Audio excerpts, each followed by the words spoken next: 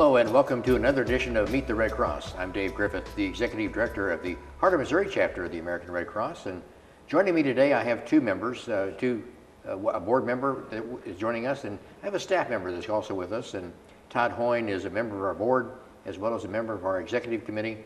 And Phillip Inman will join us in the second half of our show to talk with us about what's going on with Hurricane Sandy.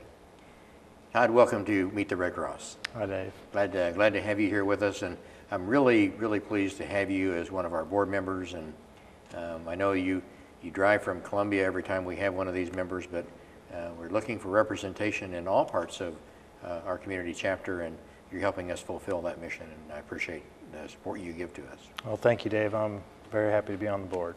Well, you might just tell us about one thing I like to do with all of our board members that we bring on is to kind of learn something about yourself. So you might tell us a little bit about yourself and your family and what you do for a living. And okay, well, Dave, I've been in Columbia, Missouri since 1997, and I've been a banker there since that time. I currently work for Hawthorne Bank as a commercial loan officer. My wife and I love the Columbia, Missouri area. We have two kids, Jack, who is 7, and Brooke is 3, and we enjoy spending time with them and just really love our community. And you, if I understand right, I remember you said you came from the St. Louis area to come down to Columbia. That's right. Well, I've lived a lot of places, Dave, but I lived outside of the St. Louis area. That's right. Okay. Well, we're glad that you found Columbia as your home, and particularly glad that you've been serving on our board. What is serving on the board? You're the treasurer of our board of directors. What has serving on the board meant to you? Well, it means a lot to me. I've had a connection with the Red Cross from an early age because I was involved with swim lessons, and then I became certified as a swim instructor and a lifeguard instructor, and so I have ties that go back a long time with the Red Cross, and certainly have a passion for the organization. As treasurer, I enjoy that role because I get to look at some of the numbers and help us understand where we are and where we need to go, and I also help us review our scorecard, and the scorecard helps us understand where we are relative to our goals, where we need to perhaps focus more on, and what we're doing a good job on and need to pat ourselves on the back. So.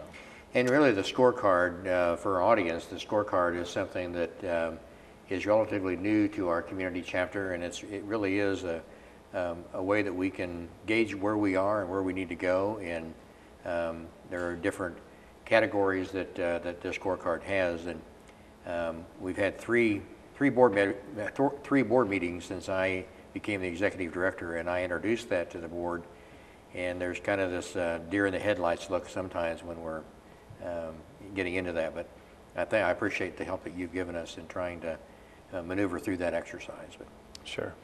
One of the things that I think probably a lot of our audience has heard about here lately, and that is that the United Way in Columbia cut the funding that we had for the next year, actually, I guess forever, and that was to the tune of about $90,000. And we formed a task force, and Todd is going to serve as our chairman of that task force. Todd, you might tell us about what this means and kind of what our next steps are going to be. Well, $90,000, I believe, is the number that we used to get from the United Way that we can no longer count on. So that's a big number. And so I've got a job to do for us, and that is to reach out to people I know in the community and to open doors and to get the word out about the challenges we have to overcome associated with the loss of the United Way funding, and also just to get the message out about our mission and what we do as the Red Cross and what we do for our community. So I look forward to doing that. I think one of the things we want to make sure, because this is being seen here in Jefferson City, and the one message that we want to give to all of you, and that is that the relationship we have with the United Way here in Central Missouri has not been affected, and none of the other 7 United Ways that we have been affected by this cut. But what are some steps that you see us taking to try and recoup some of that money? Well, I think we need to think strategically about who in Columbia that would be passionate about the Red Cross and what we do, and also to reach out to our existing supporters and to thank them for their prior support and to get their feedback on on what they think we should do to you know, move on from the United Way funding and look to replace that with donations from other places. And I think we're up to the challenge. I think we'll find it. I think people in Columbia have always stepped up to the challenge and helped organizations that really are valuable to the community, and certainly the Red Cross would top the list. Well, and I think one thing we were talking before we went on air, one of the things we were talking about is that even though this is being shown only in Jefferson City, that there are a lot of partners and businesses that do business not only in Jefferson City, but also do business in Columbia. So do you see us reaching out to them as well? Certainly, absolutely. You know, we have a lot of businesses in the mid-Missouri area that do business in multiple communities, and they would be great people for us to reach out to, in addition to people who just have businesses and lives that are in Columbia, certainly. Well, and I think that one of the things that we talked about, and that is that even though you live in Jefferson City and you may do business in Columbia, a lot of those clients that we serve are the very same ones.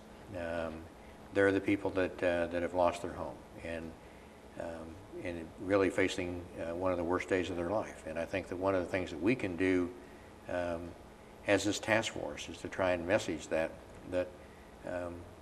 we are our brother's keeper. I mean, we do need to look out for what's going on in neighboring communities, and so. Well, absolutely. You look at what's going on in our mid-Missouri region, and economically we've been fortunate. We continue to see growth, and we're really becoming more tied together as communities, and we're realizing that what's good for Jefferson City is good for Columbia, and vice versa, as well as Fulton and Boonville and Moberly. We're really becoming more of a regional area, and so it becomes even more important for us to look out for each other. It really does. And we were, you know, we talk about the United Way money and the amount that has in funding and what that does for us. And I think a lot of people think that all of our resources that we have that help us with a day-to-day operation with the American Red Cross, all that comes from the United Way. And really it's a very small portion, isn't it?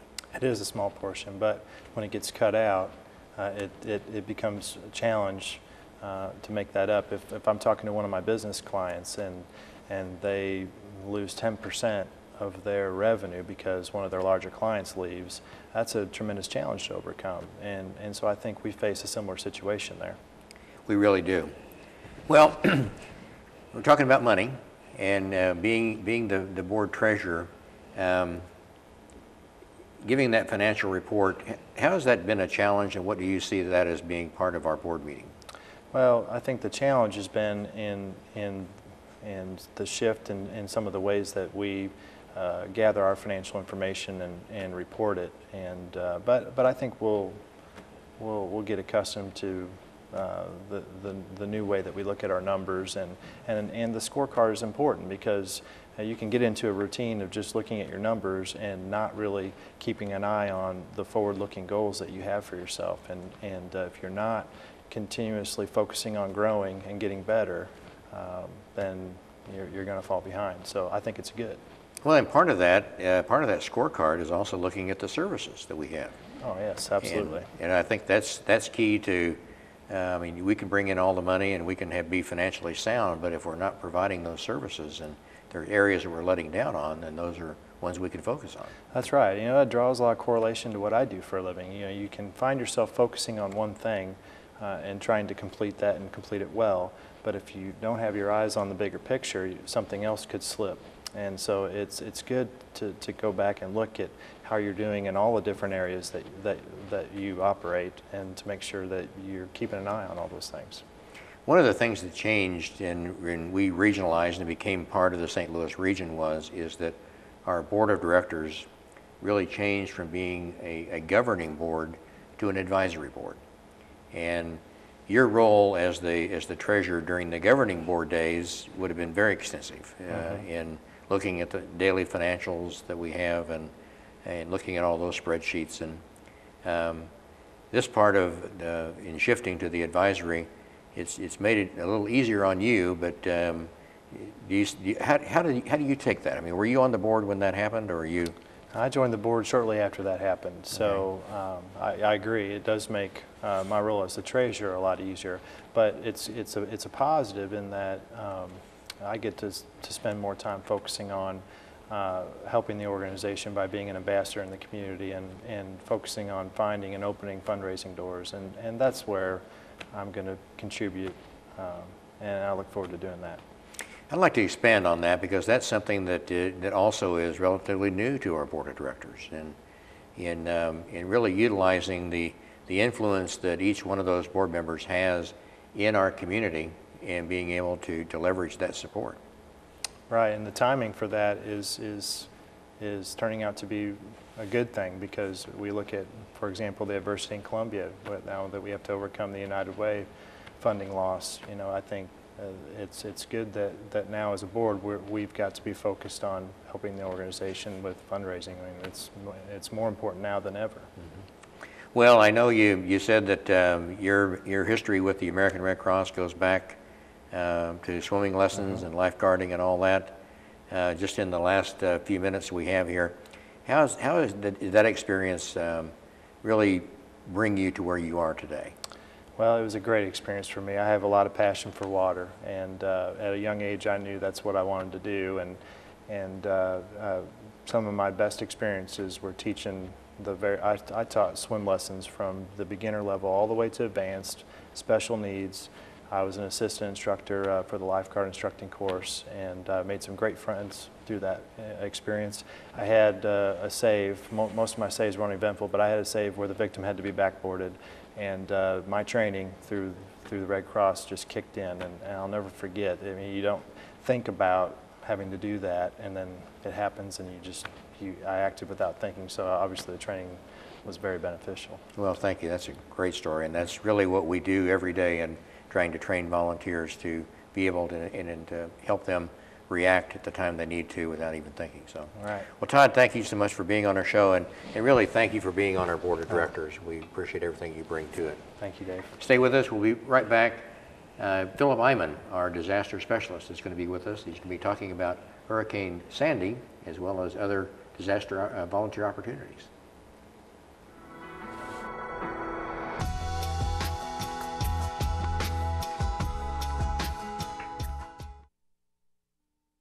When you open a book, a whole new world comes to life. And you just never know who you're going to meet. Ah, humbug.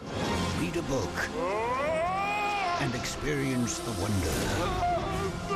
Discover the fun and become part of something magical. What's happening? Read A Christmas Carol and other books online. Go to read.gov. Explore new worlds. Read.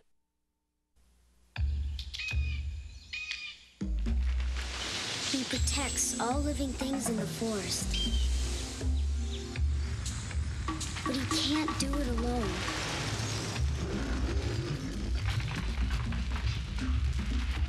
Please don't play with matches. Put out your campfires. And never, ever forget the words of Smokey Bear. Only you can prevent forest fires.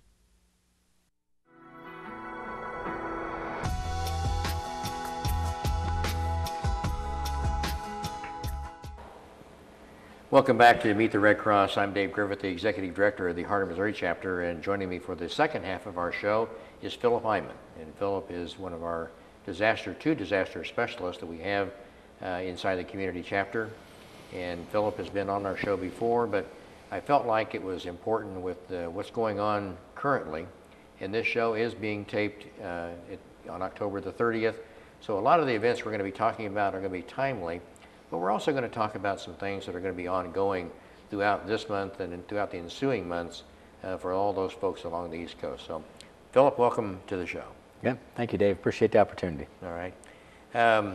Some of the things that are happening just here in really Hurricane Sandy is something that many are thinking is going to be probably one of the worst disasters for the United States, where it's going to affect about 60 million people. And when you're looking at that, that's a huge number compared to what we looked at in Katrina and some of the others. But What are some of the things that the Red Cross is doing right now, and particularly what are some of the initial steps that we took here in our local community chapter? Okay. Well, the Red Cross, obviously, when we know something like this is going to happen, we start that pre-deployment process, getting volunteers and resources in place in advance, knowing that this is going to be potentially a huge disaster. We pre-staged, I think, 1,700 volunteers. Actually, 5 of those volunteers are right here from the Mid-Missouri area, our 21 county chapter. We had a couple from Montgomery County, one from Osage County, one from Montauk, one from Cole. So we have volunteers right here in Mid-Missouri that are willing, able, and ready to go. Those volunteers from here went out, and one of them went out as a logistics specialist. And that really, her role is to organize all of those getting the things that we need and then getting them to where we do need them. So she went out and is in an advanced role. Our emergency response vehicles is what the other 4 volunteers went out in, and those are actually a mobile feeding unit. They're a really quite fascinating vehicle because they can do so much and be so effective and really show people that the Red Cross is in their neighborhood working. So these vehicles went out pre-deployed. They're in Middletown, New York. They are ready. Right now they're just waiting for the storm to pass, and then they'll be assigned their mobile feeding routes, and will go out and assist people that are affected by the disaster, whether they've been displaced from their homes, picking up the pieces of their lives, or for the emergency responders that are out there helping as well. Now, one of the things that we do is, well, the 2 main things that we do when a disaster happens is we shelter people and we feed people. Can't think of anything more important, can you? No. So right now we have, last night we had 11,000 people in shelters in that 14 states that are affected out there. We've already served 2,500 meals and snacks. 25,000. 25,000, sorry, yeah. So that's a lot of food that's already been distributed, and you can just imagine over the next few days what that is going to grow to. That's going to tell us a lot each day after this storm passes, is how many more volunteers do we need and how many more resources do we need. Volunteers all along the East Coast have already been deployed. All the way from Missouri eastward we have volunteers deployed, but I expect in the next coming days that we'll get more calls for local volunteers to head that way to share the experience and the training that they have had with the people who've been affected by this disaster. And you know that that emergency response vehicle, it just shouts Red Cross. I mean, when it drives down and you see it, and that's really got to bring a lot of hope to those people. Yeah, it really does, and we are very visible out there right now. There's 167 of those vehicles in that area right now, so people can rest assured that the Red Cross is there and they can visibly see us. So you're right, there couldn't be any better way to let people know. And you know, that vehicle not only provides mobile feeding, but it gathers information as they're out there. People come up to that vehicle and they receive a meal, but they tell their story, and then we can go back and share that information and better help us be prepared for the next day out. That's exactly right. And those particular vehicles, when let's say that one of our vehicles we have from Jefferson City here is there, and those 2 volunteers, when they're getting ready to be deployed, how do they know where they're going to go? Well, based on the disaster assessment information that's been gathered, we've looked at where the affected area is and where the needs are, working with our partner organizations. Then they're assigned a predetermined route. They may go down to a particular site and deliver food. Each one of these vehicles can hold up to 400 meals. So then they'll go out, they may go to a fixed site, or they may go out on a mission to find people as well. So oftentimes they go out, you know, you might want to call it search and rescue, but it's not exactly, but they're going out, they got a loudspeaker on their vehicle, and hey, this is the American Red Cross, we have hot food, coffee and water, and people will just come out of their areas that they're working in, receive a meal, share that information, we move on and help people all day long. It is really a long day. These are dedicated volunteers. They start early and work late. They very rarely get to back before dark. So, well, I know when we just responded to Hurricane Isaac here just a little over a month ago, and one of those same volunteers he's back there again, right. And he told me that in one of the times that they went out, and they just started driving the back roads, Right. And when people saw that Red Cross herb, they came out of their houses, and Right. and they knew that services were going to be there. But, Right. I don't think there's any greater feeling than being face to face with people, and they are just so grateful that they know you're there to help them. Yeah. And that's what that emergency response vehicle is, and many of our volunteers are in that interpersonal activity, and nothing else like it in the world. no. Well, I want to talk about volunteers just for a few minutes. Matter of fact, today I got a phone call from a lady that said, you know, I've been trained and I'm ready to go today. Right. And but if somebody is out there and they say, you know, that's something that I really feel like I would like to do. Right. It's not something where they just come in and sign their name on a sheet and we say, all right, tomorrow you're heading east. There's a process they go through, isn't there? Yeah, absolutely. It's very important to us. All of our constituents, our donors, our volunteers, all of, everybody that's connected with the Red Cross has expectations of us. And that's that we will effectively meet the needs of people who are victims of disaster, and that we will spend that donated dollars wisely as we possibly can. So the only way we can do that is to provide our volunteers with a good base of training here at home, try to get them as much experience as we can here at home too. So we will never send a volunteer out without that proper training, so that when they get there, they'll at least have a base of knowledge to work with. So if you want to become a volunteer with the American Red Cross, you're anxious to go out and help people, contact us right now. Call us at our chapter office, 573-635-1132, or go to www.redcross.org and click on volunteer. That will lead you right back to us. You will then be ready for the next disaster that happens. And I want to emphasize, disasters happen every day right here at home. So please join with us. Help us meet the needs of people affected by disaster, whether it's here in central Missouri or whether it's in New York. You know, and I think, Phillip, you brought up a very, very poignant issue, and that is that so often people don't think about the Red Cross until we have a Hurricane Sandy or Hurricane Isaac. I mean, those are things that, disasters that bring us to the forefront of the news, and so we're being interviewed and we're heard everywhere. Right. But those local disasters that we have, we face those almost every day, don't we? Oh, and this time of year, you're right. It is every single day. During the winter, we average 1 to 1.5 fires in our 21 county area per day. Can you imagine that? 1.5 families a day losing their home. And that's what's really great about the volunteers with the American Red Cross. They get out of bed or whenever it is, they go out and respond, and they meet with people face to face. They feel that gratitude and that warmth, people knowing that they've taken time out of their lives to let them know that they care enough to come and respond and share the graciousness of the American public. Well, and you know, those fires don't happen at convenient hours, do they? No, they do not. I think if you know anything about emergencies, they always happen after hours, it seems like. There's never a convenient time. But somebody said to me last night, said, you must get woke up a lot in the middle of the night. And I said, yeah, I woke up and I got out of a nice warm bed. My house and my family are safe. I can't imagine being in the shoes of our clients who've lost their home.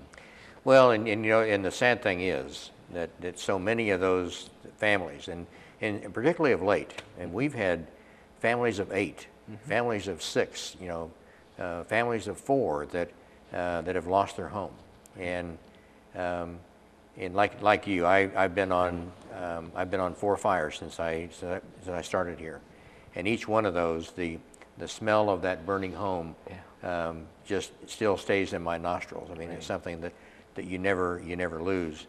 But when I look at what our volunteers do and how they are there, and they literally have their arms wrapped around those families, and providing them with the comfort that we can. And this is where we were in the previous segment, we were talking about the United Way. This is where our partnership with the United Way is so vital, with the other partner agencies that we have and the referrals we have.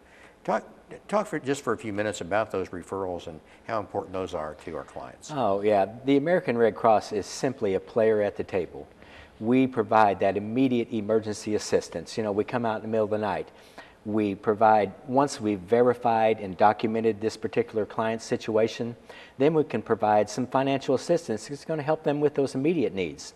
But you can imagine that goes just a little ways, and that's what it's intended to get them back, in business. They can go to school tomorrow, to work tomorrow. But the recovery process goes on really for a long time, for a lifetime perhaps. So our community partners, our churches, our non-governmental partners like Salvation Army, and it just goes on and on and on, the list of organizations that we partner with.